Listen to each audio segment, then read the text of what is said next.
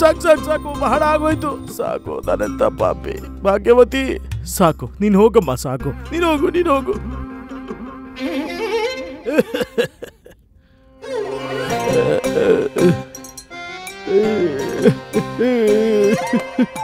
ಸರಿಯಾಗಿ ಹೇಳಿದ್ರು ದನಿಮನಿ.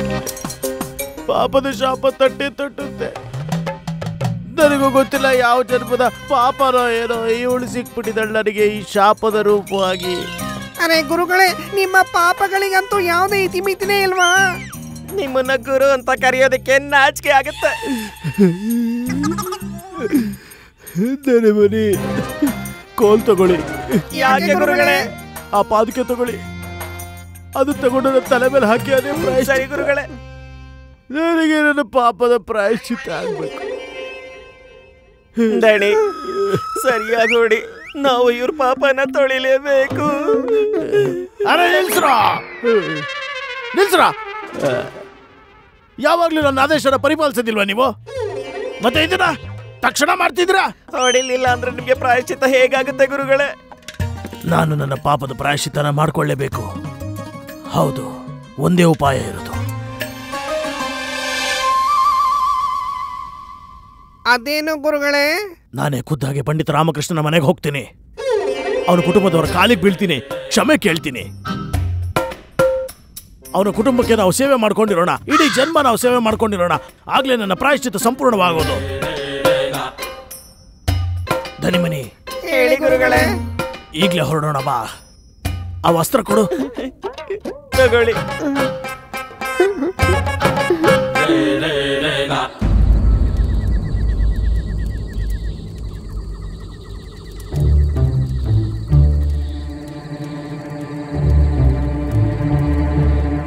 ನಿಂತ್ಕೊ. ಹೋಗಿ ಗುರುಗಳೇ, ಹೋಗಿ.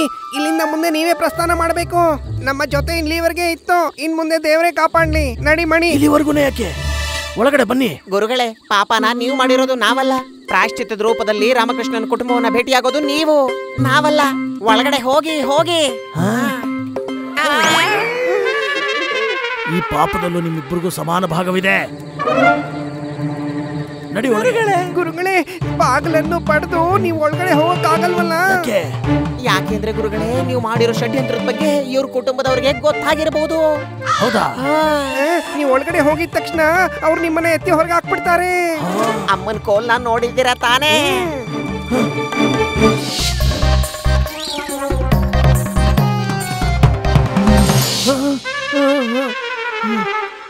ಈಗ ನಾವು ಏನ್ ಮಾಡೋದು? ದ್ವಾರದಿಂದ ಅಲ್ಲ, ಹಿಂದ್ಗಡೆ ಇರೋ ಕಿಟಕಿಯಿಂದ ಹೋಗೋಣ. ಹೌದಾ? ಸದ್ ಮಾಡಬೇಡಿ, ನಡೀರಿ. ಸರಿ, ಬಾ ಬಾ ಬಾ. ನಡೀರಿ.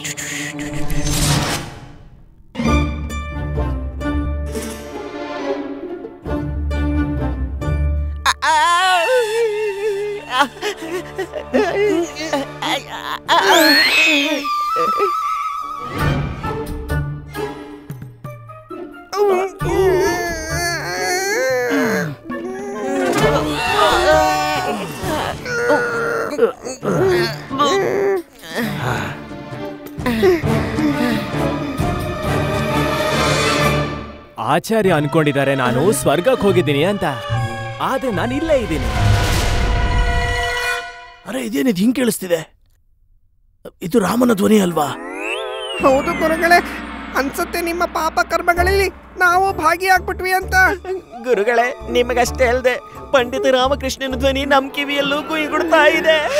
ಸುಂದರ, ಬಾಯಿ ಮುಚ್ಕೊಂಡಿರೋ ಮೂರ್ಖ. ನಾನಂತೂ ಆಚಾರ್ಯರಿಗೆ ಪಿಂಡದಾನನು ಮಾಡಿ ಅಂತ ಹೇಳ್ಬಿಟ್ಟೆ. ಈ ಷಡ್ಯಂತ್ರ ಅವ್ರದೇ ಅಲ್ವಾ ನನ್ನನ್ನ ಸ್ವರ್ಗಕ್ಕೆ ಕಳಿಸೋದು? ಈಗ ಅವ್ರ ಯೋಜನೆಗೆ ಕಷ್ಟಪಡ್ಬೇಕು.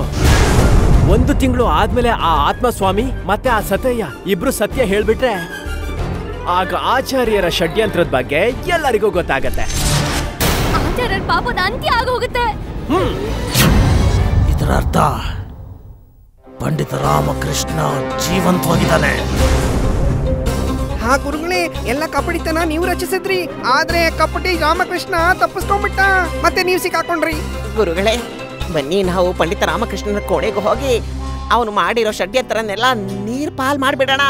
ಇಲ್ಲ ಕಣ್ರೋ, ಇದು ಸರಿಯಾದ ಸಮಯ ಅಲ್ಲ. ಆದ್ರೆ ಯಾಕೆ ಬೇಡ ಗುರುಗಳೇ? ಈ ಪಂಡಿತ ರಾಮಕೃಷ್ಣ ಅವನ ಕಿಲಾಡಿತನದಿಂದ ನನ್ನನ್ನು ಸುತ್ತಾಡಿಸಿ ನಾನೇ ಸುಳ್ಳು ಹೇಳಿದೆ ಅಂತ ಮಾಡ್ತಾನೆ. ಮತ್ತೆ ನಾವು ಏನ್ ಮಾಡೋದು? ನಾವು ಪಂಡಿತ ರಾಮಕೃಷ್ಣನನ್ನ ಬಟಾ ಬೈಲಲ್ಲಿ ಹಿಡಿಬೇಕು. ರಾಜದ್ರೋಹಿಯಾಗಿ ಅವನನ್ನು ನಿಲ್ಲಿಸ್ತೀನಿ, ಅದು ಸಾಕ್ಷ್ಯಾಧಾರದ ಸಮೇತ.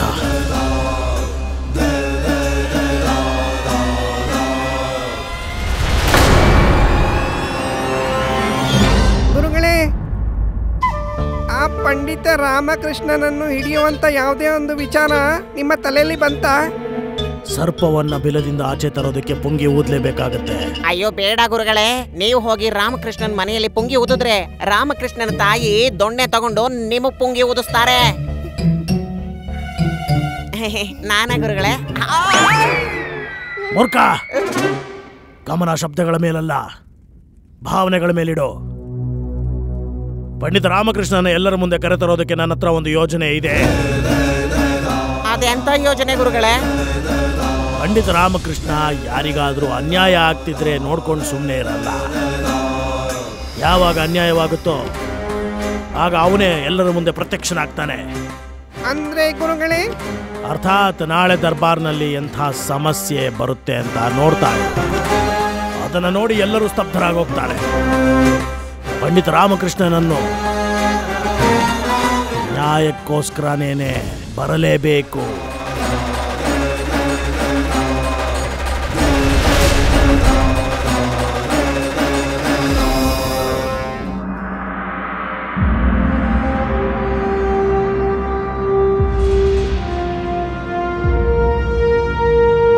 ಮಹಾರಾಜ್ರೆ, ನೀವಂತೂ ಪರಿಪಾಲಿಸ್ತೀರಾ. ನಾವು ಎಲ್ಲ ಭಕ್ತರ ಮೇಲೆ ಗಮನವನ್ನ ಇಡ್ತೀವಿ. ವಿಶೇಷವಾಗಿ ಅವರಿಗೆ ಅನ್ಯಾಯ ಆಗೋದಕ್ಕೆ ಬಿಡೋದಿಲ್ಲ ನಾವು ಯಾವುದೇ ರೀತಿಯಾಗಿ. ನಿಸ್ಸಂದೇಹವಾಗಿ ಗುರುಗಳೇ, ಇದನ್ನು ಹೇಳುವ ಅವಶ್ಯಕತೆ ಏನಿದೆ? ಅವಶ್ಯಕತೆ ಬಂದಿದೆ ಮಹಾರಾಜ್ರೆ, ಅವಶ್ಯಕತೆ ಬಂದಿದೆ. ಈಗ ನಮ್ಮ ಸಮ್ಮುಖದಲ್ಲಿ ಎಂಥ ವಿಚಿತ್ರವಾದ ಪ್ರಕರಣ ಬಂದಿದೆ ಅಂದ್ರೆ ಅದಕ್ಕೆ ಪರಿಹಾರವನ್ನ ನಾವೇ ಕೊಡಕ್ಕಾಗ್ತಿಲ್ಲ.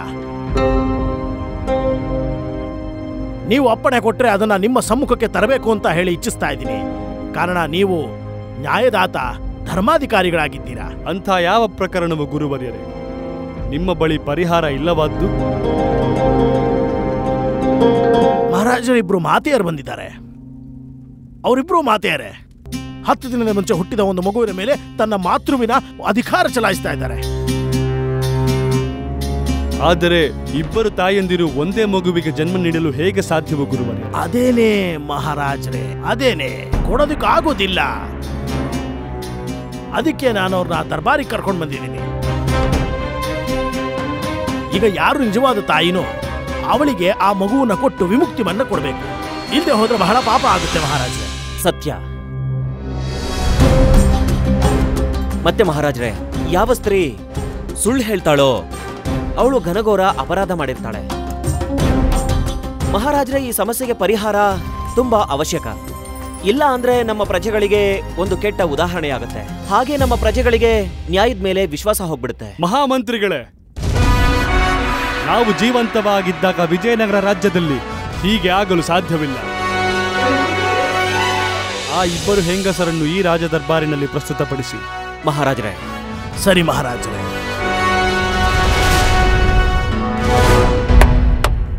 ಕೊತ್ವಾಲ್ರೆ,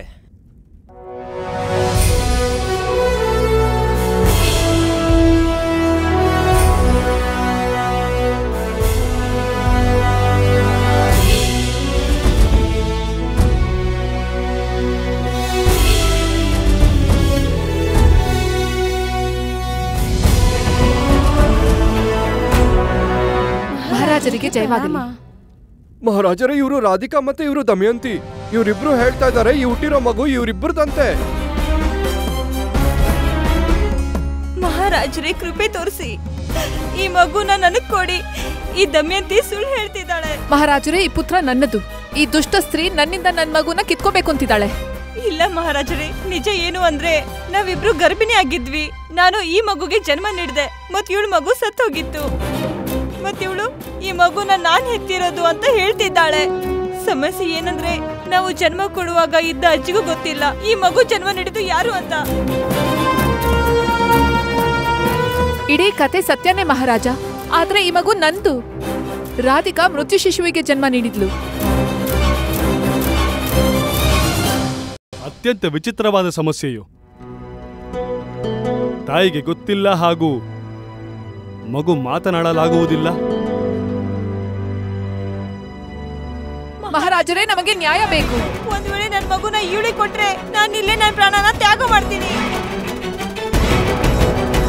ಮತ್ತೆ ನನ್ನ ಮಗು ನನಗ್ ಸಿಗ್ಲಿಲ್ಲ ಅಂದ್ರೆ ಇದೇ ರಾಜ್ಯಸಭೆಯಲ್ಲಿ ನಾನು ಪ್ರಾಣ ತ್ಯಾಗ ಮಾಡ್ಬಿಡ್ತೀನಿ.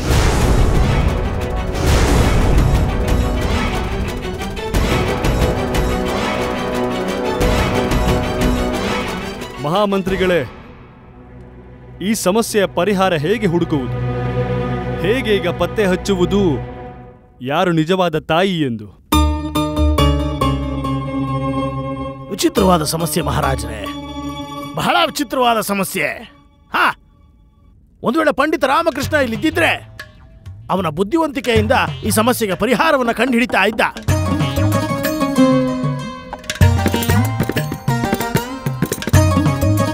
ಆದ್ರೆ ಅವರಂತೂ ಸ್ವರ್ಗಕ್ಕೆ ಹೋಗಿದಾರಲ್ವಾ ಆಚಾರ್ಯರೇ? ನಮ್ಮ ರಾಜ ದರ್ಬಾರಿನಲ್ಲಿ ಇಷ್ಟೊಂದು ಜ್ಞಾನಿಗಳಿದ್ದಾರೆ, ಮಹಾಜ್ಞಾನಿಗಳಿದ್ದಾರೆ. ಯಾರಾದರೂ ಇರುವಿರಾ ಈ ಸಮಸ್ಯೆಗೆ ಪರಿಹಾರ ಹುಡುಕುವವರು ನಮಗಾಗಿ?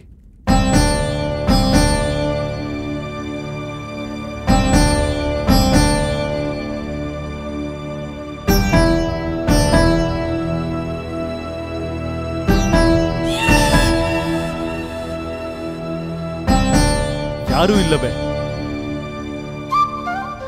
ಒಂದು ಮಾರ್ಗ ಇದೆ ಮಹಾರಾಜರೇ.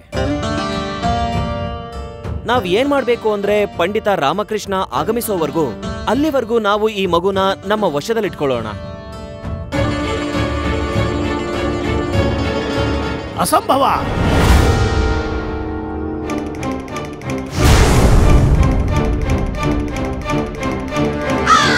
ಅರ್ಥಾತ್ ಒಂದು ಮಗುವನ್ನ ತನ್ನ ತಾಯಿಯಿಂದ ಹೊರಗಡೆ ಇಟ್ಟು ವಿಮುಕ್ತಿ ಮಾಡುವಂಥದ್ದು ಬಹಳ ದೊಡ್ಡ ಪಾಪ ಆಗುತ್ತೆ ಮಹಾರಾಜ.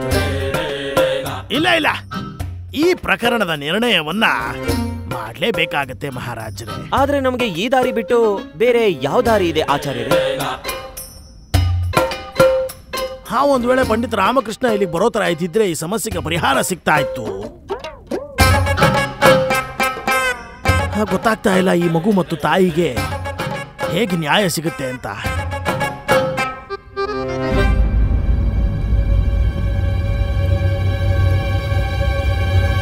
ಅತ್ಯುತ್ತಮ. ಪಂಡಿತ ರಾಮಕೃಷ್ಣನು ಕೂಡ ವಿಜಯನಗರದಲ್ಲಿ ಇರುತ್ತಾನೆ. ನ್ಯಾಯಕ್ಕಾಗಿ ಖಂಡಿತ ದರ್ಬಾರಿಗೆ ಬರುತ್ತಾನೆ ಹಾಗೂ ಸಿಕ್ಕಿ ಹಾಕಿಕೊಳ್ಳುತ್ತಾನೆ. ಹಾಗೂ ನಾವು ಮಹಾರಾಣಿ ಚಿನ್ನಾದೇವಿ ಮುಂದೆ ನಿರೂಪಿಸಬಹುದು ರಾಮಕೃಷ್ಣನು ಸೋಲುತ್ತಾನೆಂದು.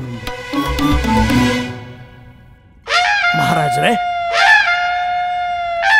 ನೀವೇನನ್ನು ಯೋಚಿಸ್ತಾ ಇದ್ದೀರಾ? ನಾವು ತಿಳ್ಕೋಬಹುದಾ ನೀವು ಏನನ್ನ ಯೋಚನೆ ಮಾಡ್ತಿದ್ದೀರಾ ಅಂತ?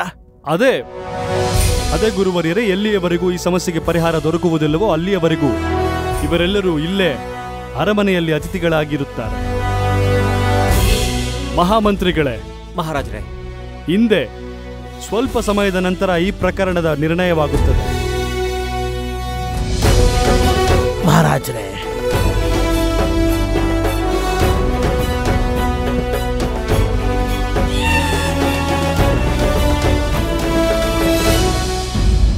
ಗೊತ್ತಾಗ್ತಿಲ್ಲ ನನಗೆ ಯಾಕೆ ಈ ಥರ ಅನ್ನಿಸ್ತಿದೆ ಅಂತ. ನಾನಿವತ್ತು ದರ್ಬಾರಲ್ಲಿ ಉಪಸ್ಥಿತನಾಗಿರ್ಬೇಕಾಗಿತ್ತು. ಆದ್ರೆ ನೀನು ಸ್ವರ್ಗದಲ್ಲಿದ್ಯಾ, ನಿನ್ ದರ್ಬಾರಲ್ಲಿ ಹೇಗ್ ಸಾಧ್ಯ? ಆದ್ರೆ ನನಗೆ ಅನ್ನಿಸ್ತಿದೆ ಈ ದರ್ಬಾರ್ನಲ್ಲಿ ಏನೋ ವಿಪತ್ತು ಬರುತ್ತೆ ಅಂತ. ಎತ್ಕೋ, ಏನ್ನ ಈ ಪರಿಸ್ಥಿತಿ ಲಾಭ ಎತ್ಕೊಂಡು ಆರಾಮಾಗಿ ಮನೇಲಿರು.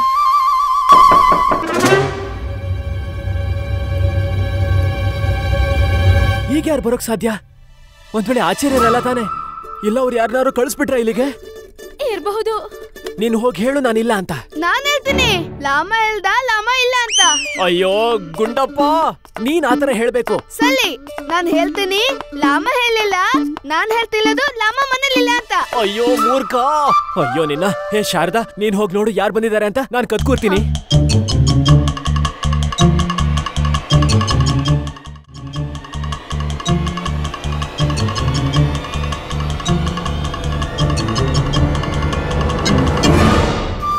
ಅಯ್ಯೋ, ಪ್ರಣಾಮಗಳು ಮಂತ್ರಿವರ್ಯ.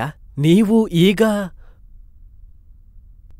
ನೀವಿಲ್ಲಿ ಸುರಕ್ಷಿತವಾಗಿದ್ದೀರಾ ಇಲ್ವಾ ಅಂತ ನೋಡೋದಿಕ್ ಬಂದೆ. ಮಂತ್ರಿವರ್ಯರೇ, ನಿಮ್ಮ ಶಬ್ದ ಬೇರೆನೆ ಹೇಳ್ತಾ ಇದೆ, ನಿಮ್ಮ ಮುಖದಲ್ಲಿ ಬೇರೆನೆ ವಿಚಾರಗಳಿದೆ.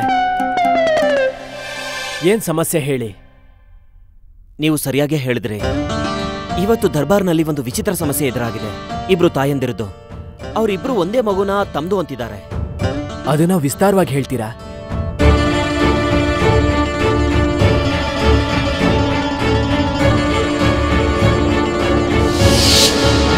ಮಹಾರಾಜರೇ, ನಮಗೆ ನ್ಯಾಯ ಬೇಕು. ಒಂದ್ ವೇಳೆ ನನ್ನ ಮಗುನ ಇವಳಿ ಕೊಟ್ರೆ ನಾನು ಇಲ್ಲೇ ನನ್ನ ಪ್ರಾಣನ ತ್ಯಾಗ ಮಾಡ್ತೀನಿ. ಮತ್ತೆ ನನ್ನ ಮಗು ನನಗೆ ಸಿಗ್ಲಿಲ್ಲ ಅಂದ್ರೆ ಇದೇ ರಾಜ್ಯಸಭೆಯಲ್ಲಿ ನಾನು ಪ್ರಾಣ ತ್ಯಾಗ ಮಾಡ್ಬಿಡ್ತೀನಿ. ಪಂಡಿತ ರಾಮಕೃಷ್ಣ, ನಮ್ಗಂತೂ ಅರ್ಥನೇ ಆಗ್ತಿಲ್ಲ ಈ ಸಮಸ್ಯೆಗೆ ಪರಿಹಾರನ ಹೇಗ್ ಕಂಡುಹಿಡಿಯೋದು ಅಂತ. ನಾವೇನಾದ್ರೂ ನಿಜವಾದ ತಾಯಿಗೆ ನ್ಯಾಯ ಕೊಡಿಸ್ಲಿಲ್ಲ ಅಂದ್ರೆ ಒಂದು ಘೋರ ಅಪರಾಧ ಆಗುತ್ತೆ. ಮಂತ್ರಿವರ್ಯರೇ, ನನಗೆ ಅನಿಸ್ತಿದೆ ನಾನು ದರ್ಬಾರಿಗೆ ಹೋಗ್ಲೇಬೇಕು ಅಂತ. ಇಲ್ಲ ಪಂಡಿತ ರಾಮಕೃಷ್ಣ, ನೀವಲ್ಗೆ ಖಂಡಿತವಾಗ್ಲೂ ಬರೋ ಹಾಗಿಲ್ಲ. ಒಂದ್ ವೇಳೆ ನೀವೇನಾದ್ರೂ ಅಲ್ಲಿಗೆ ಬಂದ್ಬಿಟ್ರೆ ಆಗ ಎಲ್ಲರಿಗೂ ಗೊತ್ತಾಗ್ಬಿಡುತ್ತೆ ನೀವು ಸ್ವರ್ಗಕ್ಕೆ ಹೋಗಿಲ್ಲ ಅಂತ. ಆದ್ರೆ ಮಂತ್ರಿವರ್ಯ, ಪಂಡಿತ ರಾಮಕೃಷ್ಣ, ಎಲ್ಲರೂ ಇದನ್ನ ರಾಜದ್ರೋಹ ಅನ್ಕೊಂಡ್ಬಿಡ್ತಾರೆ. ಮತ್ತೆ ನಿನಗೆ ಇದಕ್ಕೆ ದಂಡನೆಯಾಗುತ್ತೆ. ಒಂದ್ ವೇಳೆ ನಾನು ದರ್ಬಾರಿಗೆ ಬರ್ಲಿಲ್ಲ ಅಂದ್ರೆ ಒಬ್ಳು ಅಮ್ಮ ತನ್ನ ಮಗುವಿನಿಂದ ವಂಚಿತಳಾಗ್ತಾಳೆ ಅಲ್ವಾ ಮಹಾಮಂತ್ರಿಗಳೇ? ನಾನು ಈ ಅನ್ಯಾಯನ ಆಗೋದಕ್ಕೆ ಬಿಡೋದಿಲ್ಲ. ನನಗೆ ಯಾವ ಶಿಕ್ಷೆ ಕೊಟ್ಟರು ಅದನ್ನ ಎದುರಿಸೋದಕ್ಕೆ ನಾನು ತಯಾರಾಗಿದ್ದೀನಿ.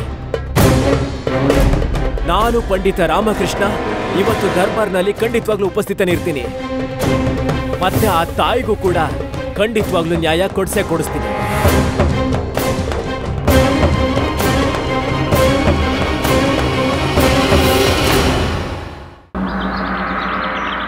ಮಹಾಮಂತ್ರಿಗಳೇ, ಒಂದು ತಾಯಿಯನ್ನು ತನ್ನ ಮಗುವಿನಿಂದ ದೂರ ಬಿಡಲು ಸಾಧ್ಯವಿಲ್ಲ. ಹೇಳಿ, ಈ ಪ್ರಕರಣಕ್ಕೆ ಏನು ಪರಿಹಾರವೆಂದು? ಮಹಾರಾಜರೇ, ಒಂದೇ ಉಪಾಯ ಇದಕ್ಕೆ ಸರಿ ಅನ್ಸುತ್ತೆ. ಈ ಮಗುವಿನ ಜೀವನವನ್ನ ಎರಡು ರೀತಿಯಲ್ಲಿ ಭಾಗಿಸಬಹುದು. 15 ದಿನಗಳು ಮಗು ಒಂದು ತಾಯಿಯ ಜೊತೆ, ಮತ್ತೆ ಇನ್ನ 15 ದಿನಗಳು ಇನ್ನೊಂದು ತಾಯಿಯ ಜೊತೆ. ಇಲ್ಲ ಇಲ್ಲ, ನನ್ನ ಮಗುನ ಇವಳಿಗೆ ಕೊಡೋದಿಲ್ಲ. ಮಹಾರಾಜರೇ, ಈ ಮಗು ನಂದು. ಇದನ್ನ ನಾನಿನ್ನು ಒಂದು ಕ್ಷಣ ಕೂಡ ಬಿಟ್ಟಿರಲ್ಲ. ಗುರುವರ್ಯರೇ, ನಾವು ಇವರಿಬ್ಬರ ಮಾತಿನೊಂದಿಗೆ ಸಮ್ಮತವಾಗಿದ್ದೇವೆ. ಇದು ಖಂಡಿತ ನ್ಯಾಯವಲ್ಲ.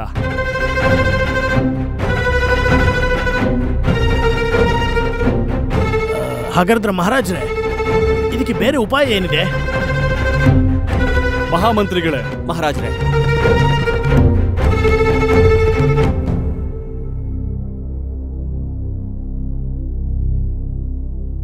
ಮಹಾಮಂತ್ರಿಗಳೇ, ನಮಗೆ ಸಂಪೂರ್ಣ ವಿಶ್ವಾಸವಿತ್ತು ಪಂಡಿತ ರಾಮಕೃಷ್ಣ ಇಲ್ಲಿ ಬರುತ್ತಾನೆಂದು. ಅವರು ನೋಡಿದರೆ ಅತ್ಯಂತ ಸ್ವಾರ್ಥಿ ಎನಿಸುತ್ತಾರೆ. ಅವರ ಪ್ರಾಣ ಉಳಿಸಿಕೊಳ್ಳಲು ಒಂದು ತಾಯಿಗೆ ಅನ್ಯಾಯ ಮಾಡುತ್ತಾರೆಯೇ? ನಮಗಂತೂ ಅವರ ಮೇಲೆ ವಿಶ್ವಾಸವಿಲ್ಲದೆ ಹೋಗುತ್ತಿದೆ. ನೀವು ನಿಶ್ಚಿಂತರಾಗಿರಿ ಮಹಾರಾಜರೇ. ಪಂಡಿತ ರಾಮಕೃಷ್ಣ ರಾಜ ದರ್ಬಾರ್ಗೆ ಬರ್ತಾ ಇದ್ದಾರೆ. ಏನು? ಪಂಡಿತ ರಾಮಕೃಷ್ಣ ಬರುತ್ತಿದ್ದಾರೆಯೇ?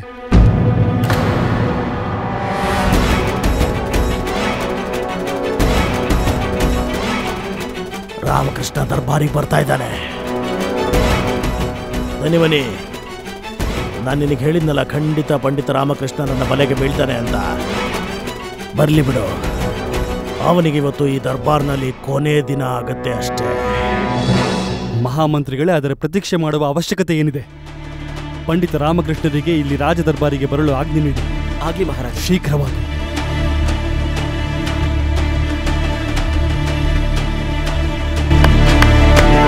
ಪಂಡಿತ ರಾಮಕೃಷ್ಣ, ದಯವಿಟ್ಟು ರಾಜ ದರ್ಬಾರಿಗೆ ಆಗಮಿಸಿ.